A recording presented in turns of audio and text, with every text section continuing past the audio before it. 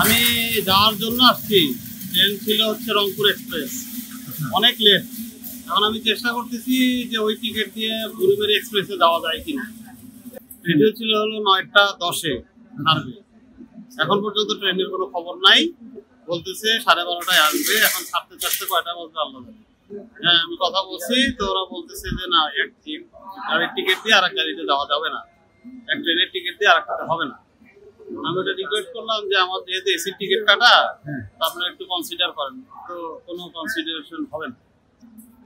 এখন আমার জরুরি, এখন আমি খুব ইয়ের মধ্যে আছি, একটা পেরেশানির মধ্যে পড়ে গেছি। 8টা থেকে ওয়েট করছি। আপনার ট্রেন শিডিউল কয়টা ছিল? 9টা 10 ছিল। 9টা 10-এ।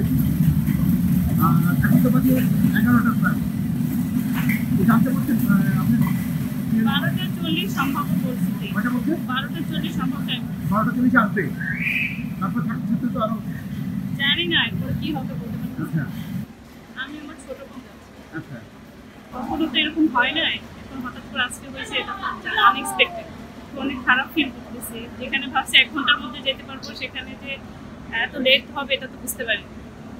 লেট হচ্ছে অনেক, বিরক্ত লাগতেছে। এখন বসে আছি, সকালে আসছি। আমি 8টার সময় চলে আসছি, আমি বলতে পারছি না। কি বলতে পারছেন? ট্রেন ছিল 8:30, এখন তো 11:30 বাজে গেছে। আমি তো জানি না, এখানে এসে বলছিলাম, এখানে আমার কেউ কিছু বলতেছে না।